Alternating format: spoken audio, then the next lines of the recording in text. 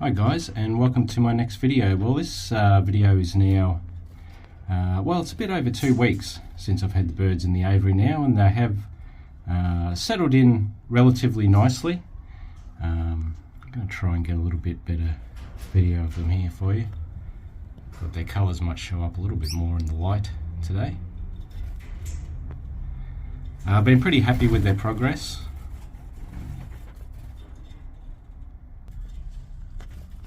They've settled in to the point now where they're pretty comfortable with me being in here, but still not 100% used to it, as you can see. But they're quite happy at the moment. They've just had some sprouted seed. It's quite a nice day today, so they're getting a bit of sun. And the males have started singing a little bit, which is quite nice. We're coming towards Christmas now. So yeah, they're sort of coming into breeding condition. Now this video, I'm going to throw in some videos now that I've recorded since I've got them, which is just basically them, a little bit of feeding and just them in the aviary in general, for you to have a bit of a look at them. So I hope you enjoy that. And then I'm going to do just a little bit of a summary of what I would consider the basics of keeping Gouldian finches. So what I'm using as far as food, the receptacles I'm using for feeding them, and yeah, sort of any basics which I think you'll need if you want to keep Gouldian finches. So it'll be things like the nest boxes, nets, and stuff like that. So it's hopefully going to be a little bit shorter video, this one, but I hope you enjoy it. So yeah, I'm going to show you a little bit of footage of them now that I've managed to record of them feeding. They're still very picky feeders. All Gouldians seem to be that way, but these guys in particular. I've been trying a lot of my foods that some of my previous Gouldians have enjoyed, and these guys, yeah, still really sticking to their sprouted seed and their standard sort of seed mixes. But I am trying to change that and introducing a few new things to their diet, but it can take a little while. So I hope you enjoy the next part of the video, and we'll continue after that.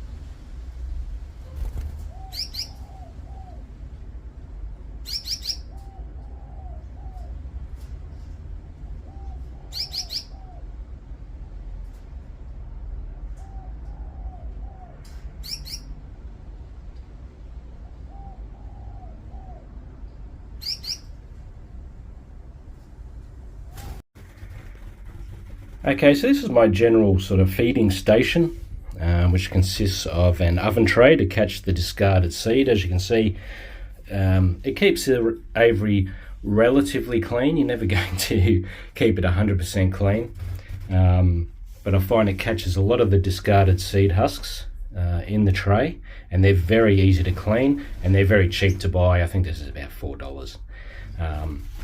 It's quite deep, which is good. And if I was to be also having quails in here, I'd probably change that out for a bit of a shallower dish. But as I've only got the Gouldians in here at the moment, this is quite enough. So yeah, I basically have my my basic seed mix, which is here. Now I do make my own seed mix, so I'm going to put a link in the description below to the video which shows exactly what I put in my seed mix. So yeah, please check that out. At the moment, because they're molting, I've got a bit of a tonic mix here, and I make my own again. Specifically the Niger seed is really good when they're molting, so you know, you can easily put a little bit of that in there. Regular seed, or have it sort of a little bit separate like this. It's actually quite oily, so you don't want to feed too much. And I also have a sort of a SHELLGRIT mix as well. Now again, I make my own SHELLGRIT mix, so I'm going to put a link also to that in the description, and you'll see how I make my own SHELLGRIT, which is quite a mix of different things. And I put a bit of calcium cake in there today, just for a bit of extra. I've also got just a couple of pieces of millet, which they're not really eating as yet, but I think once they discover a taste for them, they'll start eating them a little bit more. They're probably the first Gouldians I've had that aren't eating these you know, very keenly, so I think they will get there. And last but not least, if I can move back here a little bit, is of course fresh water. Now I use one of these sort of casserole dishes. I quite like these larger size ones, as they hold a lot of water, and if I, for some reason, I'm away fishing for the weekend or something, it's enough water for the weekend quite comfortably. They can get in there and have a bath if they want to, or of course they can just drink. And of course it's important to keep the water nice and fresh and topped up for them. I usually do that every day. So yeah, so that's essentially the basics that I would consider necessary to keep Gouldian finches as far as food and water goes. Now let's have a little bit of a closer look at some of the bowls that I use. Okay, so here's a selection of the kind of bowls that I use when I'm feeding the birds. As I said, with the water, I really like these sort of baking dishes, or I'm not exactly what you would call them, casserole dishes. They're very sturdy, very easy to clean. You can put them in a dishwasher, you can wash them by hand, you don't have to worry about them breaking because they're very solid.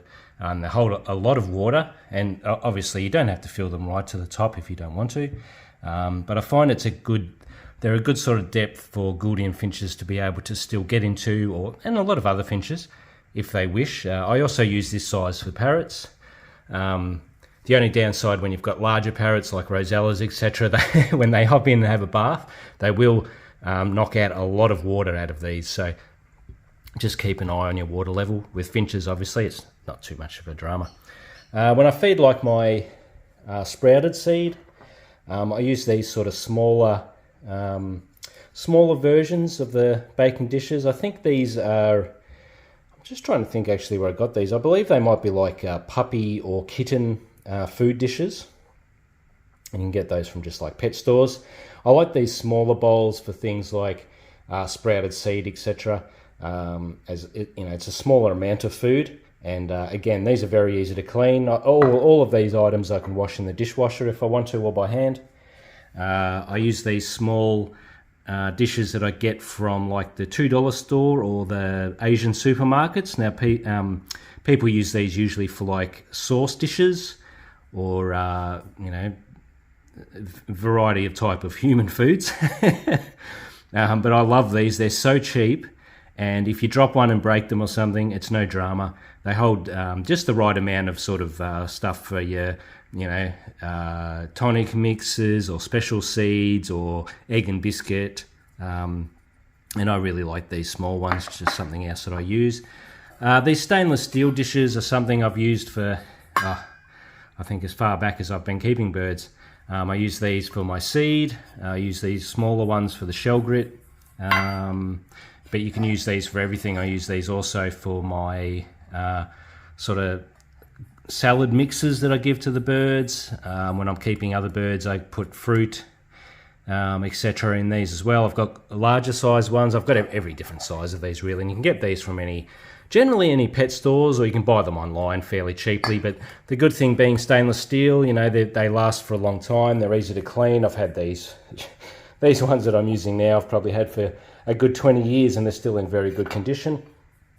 I usually keep a few of these so that if I don't have time to wash something, I can easily just swap a new one around. So I probably swap over the bowls every 2 or 3 days anyway when I'm putting in new water. Whenever I refill their seed, I change the seed bowl over just to keep things clean and hygienic. And then I have a spare one in the wings waiting, and I can just swap them over, and then when these are being cleaned, the other ones are being used. So yeah, again, here's one of these sort of oven trays. I find these fantastic. They're really easy to clean. I have just swapped to these much deeper ones recently, just because I was keeping king quail in with the finches, so I wanted a bit shallower dish so the quails could get easier access to the seed and any young quails. But again, as I'm not having those at the moment, these deeper dishes catch a lot more seed, which is great, and they're so easy to clean and very cheap as well, which is great. Now, one other one I'm going to show you, one of these sort of poultry style feeders. Now, if I go away on holidays, for example, I like to fill these with water as well as the water dishes, and these are just an added backup. They actually sort of self-watering, where the water just keeps filling up as the birds drink it, and it generally stays pretty clean. The birds can just sort of get access to the bottom there. But these are really great for your little hospital cages or anything where you're not going to be using a bowl. At some stage I might show you my holding cage or hospital cage setup, and I use these for their water, and they hold a lot of water as well. This one's a well, I'm not sure if it's a 1.3 litre. Yeah, I think 1.3 litre, close to 2 litres, which is really good.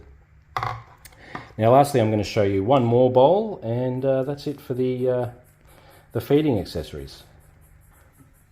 Okay, so the last one I have here are these small, I guess they're ceramic feeding dishes. Now, these are actually from the local pet store, and they're used for dog food, I believe. They're probably in the dog feeding area. But the thing I love about these bowls is they hold exactly 1 litre of water.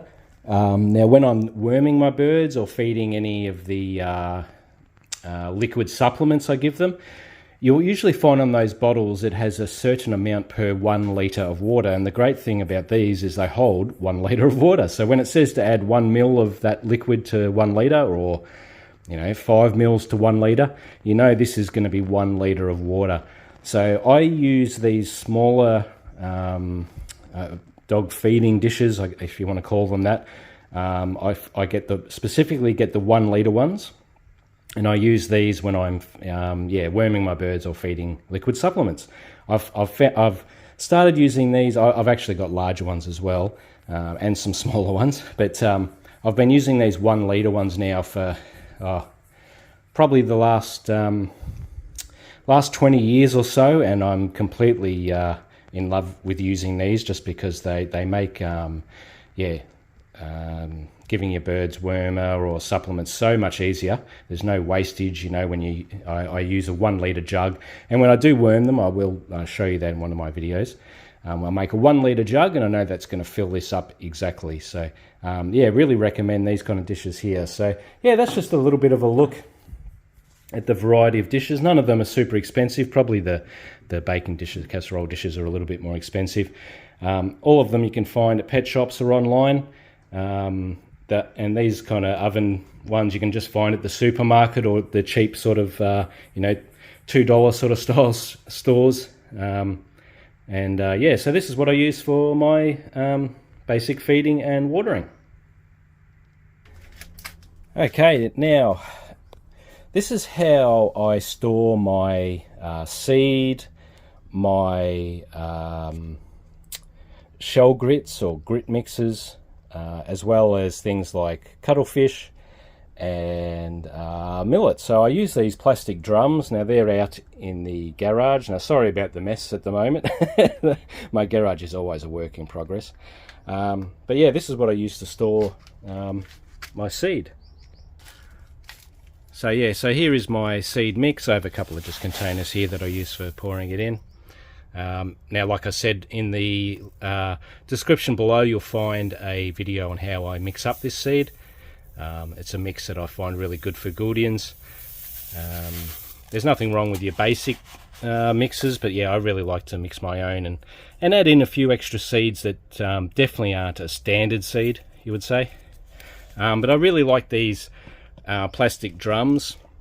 They're very easy to wash out and clean. I get these from like a hardware store. Now generally it keeps the food, it keeps the seed here very dry and safe and out of the weather, which is what you want. And yeah, as you can see, I've got quite a few of these drums that I use. So this one has all my cuttlefish. I have a bit of a large supply of cuttlefish. I'm a bit of a cuttlefish obsessive. Now of course cuttlefish is something generally most birds really love. It's a good source of calcium. Always keep some of this in your aviary. You can find this and collect it yourself down at the beach, or of course you can buy it from pet supply places. I've got a guy who collects it. He's a retired guy and collects it to make a bit of extra cash, so I buy yeah, whole bags of that off him, and my birds always have a steady supply of it. Now in here is my grit, all my stuff that I make my own grit mix with. The bells, the different cakes. I've got eggshell here.